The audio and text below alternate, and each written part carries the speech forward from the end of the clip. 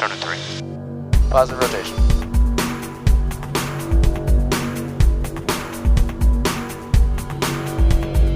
Ignition.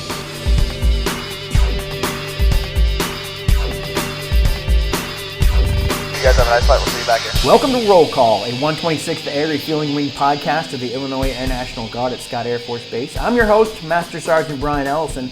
The Roll Call podcast focused on people, mission, and community. I'm coming to you from a hotel room in Września, Poland. We're on the road with the wing. The wing has been in Powidz, Poland, providing support to Copper Arrow and our state partners, Poland, with some nighttime refueling. You can see pictures and videos on our Instagram and Facebook. And if you hear a strange noise, that is, I have some kind of draft in my hotel room that is coming through a vent, so you might hear the wind come through. It's a nice hotel room, though. Our guest this week is a returning champion, 126th Maintenance Squadron Commander, Major Mike McCarthy. He talks about meetings he's had with our counterparts to find more ways for the wing to partner together at the squadron level, and he fills us in on all the hard work maintenance has put in on this trip. The wing is looking for a personnel remote designee. It's an Illinois Air National Guard active guard reserve position. It's for grades E6 or E7. You can find out more in the next edition of Wingtips. Wingtips is back up. It's a monthly edition that comes out with all sorts of announcements in it, so be looking for that in your wing email. Reserve component transition assistance advisors are available. They can help with state and local benefits, financial assistance, and employment assistance, and a bunch more other things. There are two people you can contact. Charles Helmholt, you can email him at CHelmholt-c@gapsi.com, or Susan Robinson. She can be found at SRobinson-c@gapsi.com. I'll put their information in the description of this podcast. Hello, DAF Riders. The 2024 riding season is upon us. Sadly, we lost 22 airmen to motorcycle accidents and 194 total motorcycle mishaps last year. Most of these mishaps could have been prevented. What could we have done better? Most of our mishaps and deaths were a result of excessive speed, intoxication, not wearing PPE, and a lack of training and practicing. Some of our riders even received line of duty determinations, losing benefits for themselves and their families. What can you do to help protect yourself, your family, and your mission readiness? Practice. Your skills are your #1 defense on the road. Wear your PPE. Follow DAF regulations. Attend DAF rider training, even if you're a seasoned rider. Slow down. And finally, don't drink and ride. It's just not worth the risk. And as always, keep it shiny side up. Joined today by Major Mike McCarthy, 126th Maintenance Support Commander. Sir, thanks for joining us. We're here in Września, Poland, in our hotel. We're working out of Powidz, Poland. What are your thoughts so far on this trip? I think it's been a great trip. We've really looked at things from a couple different lenses here. The first one being our support to Copper Arrow under the European Deterrence Initiative. So we've been busy with flying along with our partners from Beale, from the Air Force Reserve. So it's been a busy trip for flying. That's one lens. The other is the state partnership side of it. So the first week we were here, there was a team from Scott where we went through various meetings with both the Polish, the Army here, and also just discussions with different entities from the Polish Air Force and the Army to understand where we can fit in. So it wasn't just a one and done meeting. We had something on Monday, Tuesday, and Wednesday, and then we even had a follow-up on Thursday after the main body departed. So it's been very productive from that aspect. So to see how we're able to come here and really focus on two things: one, the flying operation, but two, building up some partnership. It's been a good trip from that perspective. What were you guys looking to build up partnership-wise? Well, when you look at the when you look at the state partnership program, it's kind of built into different levels of strategic documents. So if you look at the national security strategy, the first page talks about building up strategic partnerships, and it doesn't go into specifics on what nations, but it talks about NATO, and it talks about internationally, it talks about Europe, and then if you go down through every level of strategic guidance from there all the way down to our 126 wing strategy, there is something about partnerships, and we specifically state in the wing strategy about SPP. Now, for us, that really means having a military to military interaction, and whether that's knowledge exchanges, advancing security cooperation, whatever it may be, that's kind of where we come in. But there's two sides to that as well. It's not only military. There's also civil considerations there. So us learning about the Polish culture and then us being able to share with them about Illinois and the United States, those are two exchanges that are not necessarily military, but they're still really something that's in the purview of the state partnership program. We focus a lot on the military side, but culture is another part of that. So even the sightseeing, you were around for some of the meetings last week where the Polish military members were giving us thoughts and advice on where we should go, what restaurants we should check out, towns to visit, places of historical significance. And we try to do the same from the U.S. side, like, hey, if you ever come to the States, these are some things to do. But that more resulted in if you come to the States, let me know because we'll set it up for you. Yeah. But there's been a lot of good conversation, a lot of doors open. So what we were setting out to do was really get a better understanding of what is here in the area, either on the Air Base side or the Army Garrison side, and where can we in the 126 fit into help improve anything that may need improvement, answer questions, what can we learn from these folks here that we can take back to our unit, really anything that results in a knowledge exchange and has a positive impact on either one of our operations. So I think we achieved that objective because of the team that we brought with us, really covering down on infrastructure, logistics, services, and then of course maintenance. So from those four avenues, I think we really covered a lot of ground. We met a lot of the right people and have now opened those lines of communication so that we can go back to Scott and do what we need to do as far as ironing out what SMEs we need to bring to set up what types of events, but we've at least established a good starting point. It almost felt like we were starting from ground zero because we really hadn't been here too much since prior to the COVID pandemic. So post-COVID, we're really starting to get back into things, but we have a lot of new people and a lot of new positions, and we're really rediscovering where we had left off. But I think we've got a good foot forward, and this is a good stepping point for us to begin building this up for future endeavors.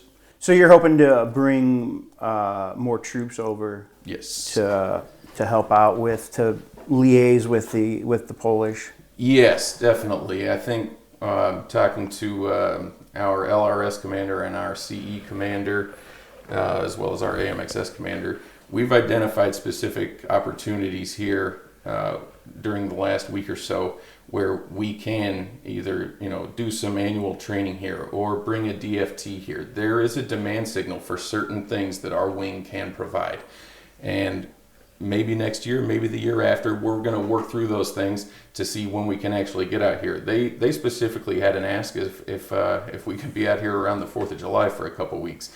That might be pushing the envelope, but it's good to know that demand's there, right. And we can take that as really as a concept and then run with it and build on it for future stuff. So I'm more looking at the longer term. Maybe in the next 3 to 5 years. Not saying our first thing would be in 3 to 5 years, but really that's how our SPP management has kind of said to gauge it. Look at a 3 to 5 year plan. So that's what we're looking to do. But having been at the ground level over the last week, it's given us a good insight as to how we can do that. Right. Would you say we're talking with Major Mike McCarthy, the Maintenance Squadron commander? I always get AMXS and MXS confused, but you are the Maintenance Squadron commander. What has been your role out here? So really, in support of Copper Arrow, we've had we've had a busy flying schedule, and that has both been supporting the European European Deterrence Initiative during the daytime, and a little bit of the state partnership program at night. Also part of the EDI though, and we're busy. There's been a lot of launches and recoveries, which is mostly for the crew chiefs. However, we've had some aircraft issues, and we've had to work through that, and that was a very specialist heavy process. So last week when we broke, basically, we had to go through a very deliberate process as far as securing a part that we needed to fix the aircraft, and that took coordination from a lot of different entities throughout Europe, including here at Povitz, but also at the 603rd AMD, some discussion at Home Station and a few other places. So as you saw, we were ultimately able to source a part, and somebody from the 100th in Mildenhall was able to deliver that to us. But from the specialist side, yesterday was an all-day affair, getting that part installed on the aircraft, and we also had to work through some additional issues because it was a national holiday here in Poland, so the usual base support was not available, so we had to work through some things, but ultimately we were able to get it. It was a very good team effort yesterday afternoon. For a few hours it was all hands on deck, and we had every maintainer that is on this trip out there, either on the flight line or in the line shack, if you will, working whatever avenues they could to help get that done. So now we're back to having a healthy aircraft, and we'll see if we're going to fly it tonight or fly it on Thursday. That's yeah, it was quite the ordeal to get that part here. Yes. You had to they flew an airman from Mildenhall to Poznan, and we picked up the part in Poznan. Yes, and big shout out to Tech Sergeant Daryl Constant for his efforts and coordination on that. But yes, he physically went there with one of our troops, Master Sergeant Rob Kames. They went there. It seemed the airman was a little tired, all day traveling, escorting a part through Europe, but they were able to get him fed, get him lodged, and secure the part. So good experience for everyone, but yeah, definitely a lot of coordination and a lot of hard work that went in from a lot of different agencies to make that happen. What's been one of the things that stuck out in your mind over this trip, since we're about to wrap it up here in Poland? I will say, anytime we get a chance to exchange knowledge with our partners is a great thing. But what's really been the highlight for me has been the camaraderie within maintenance and within ops, for that matter. It's not very often that we get to go out on the road as a slightly bigger unit than what your standard TDY package is.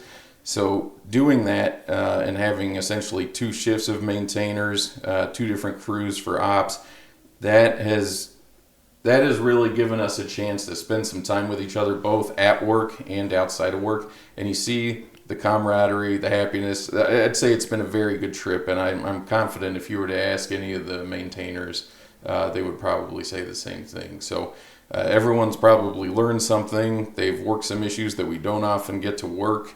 There's been a lot of coordination with different agencies. We're using some slightly different equipment than what we're used to. We're speaking to folks whose primary language is not English. I mean, we're doing a lot of things that we don't get to do every day at home. But one of those things is definitely spending time with each other outside the work center, because really, we're working together and we're also lodged together. We're going sightseeing.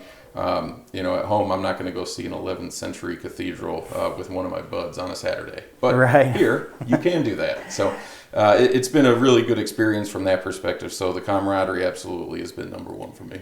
One of the places we went to was Krakow, and on our way back from Krakow, we stopped at Auschwitz.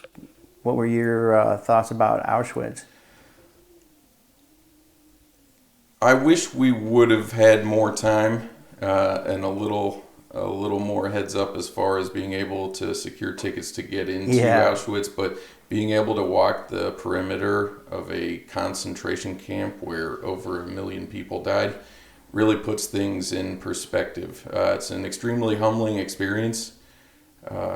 I'd like to come back and go through it in detail, preferably with a tour guide. But yeah, just getting eyes on something that historic and dark, that was a very humbling experience. So anyone that makes it out this way, I would highly recommend trying to get tickets ahead of time to go do that. But at a minimum, even just being there, it just feels different. Yeah. It's kind of hard to put into words, but yeah, I'm glad I was able at least able to walk the perimeter and take a look in there. It's a very unique experience. Yeah, those buildings are, I think, forever etched in my mind, just being able to see them in person. Yes, and that's something you're not going to experience anywhere else. So that's right.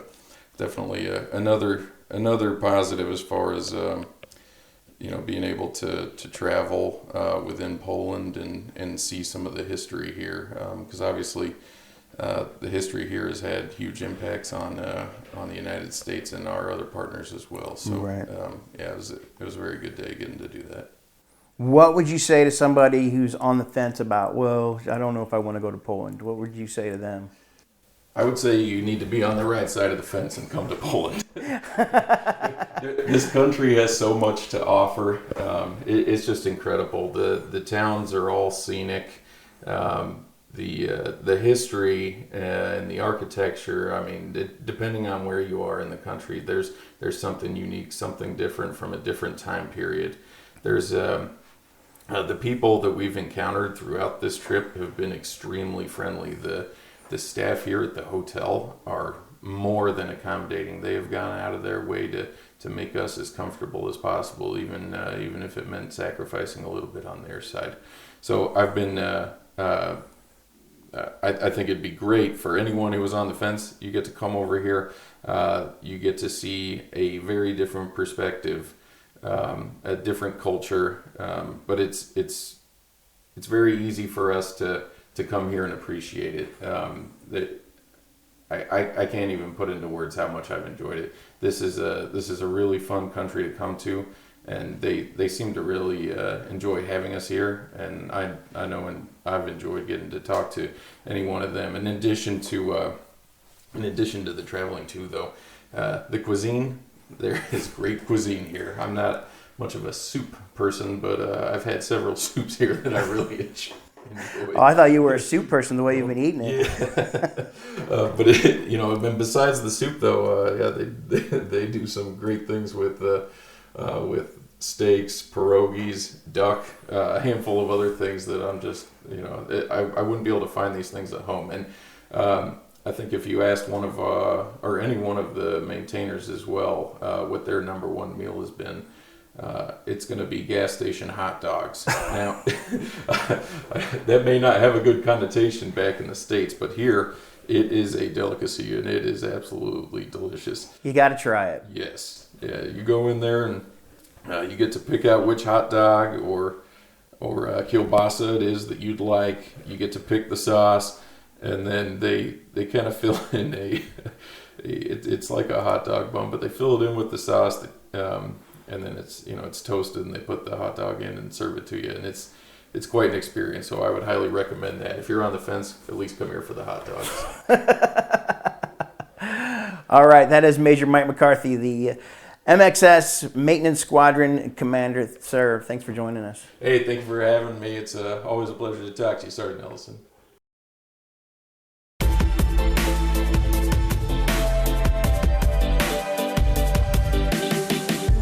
Department of the Air Force senior enlisted advisors testified recently to a congressional subcommittee on the importance of quality of life initiatives for service members and their families. Chief Master Sergeant of the Air Force, David Flossie, and Chief Master Sergeant of the Space Force, John Pennsylvania, addressed challenges to operational and family readiness, including rising economic costs, child care availability, and quality health care access. Our service members, backed by resilient families, are ready to meet the challenges of today and tomorrow. Let us ensure they have the resources and support they need to continue safeguarding our nation's security for generations to come. Medical leaders across the military health system are collaborating to define the role of lifestyle and performance medicine for service members in the era of great power competition. Lifestyle medicine is a medical specialty focused on 6 areas: nutrition, physical activity, stress management, sleep quality, social connections, and substance abuse. During the summit, subject matter experts discussed the lasting, positive impact that a change in lifestyle has across the physical, mental, and emotional well-being of active duty service members and its effects on their families and communities. A new IT solution will soon provide secure mobile access to government applications and websites for Department of the Air Force employees. The Hypori Halo Workspace Anywhere solution is set to debut in the summer of 2024 following a successful pilot program with the Department of the Army. It's a secure, virtual workspace accessible from any iOS, Android, or Windows-based device. Venus Goodwine, Department of the Air Force Chief Information Officer, says the department is committed to providing user-friendly enterprise solutions to empower the force to work securely in a wide range of operational environments. That's your look around the Air Force. I'm Staff Sergeant Jasmine Granger.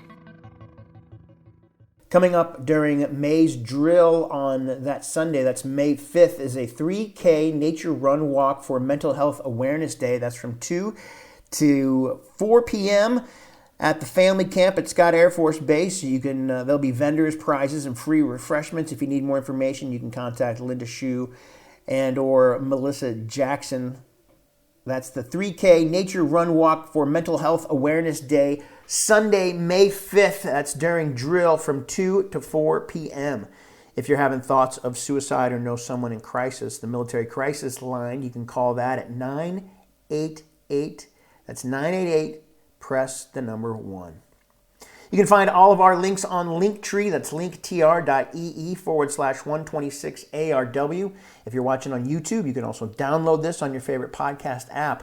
If you want to pass along some information, you can email roll call at 126rollcall@gmail.com. Thanks for listening to Roll Call, a 126th Air Refueling Wing podcast focused on people, mission, and community. And good luck with the exercise. I'll be right there with you in the Wing UCC. I'm Master Sergeant Brian Ellison.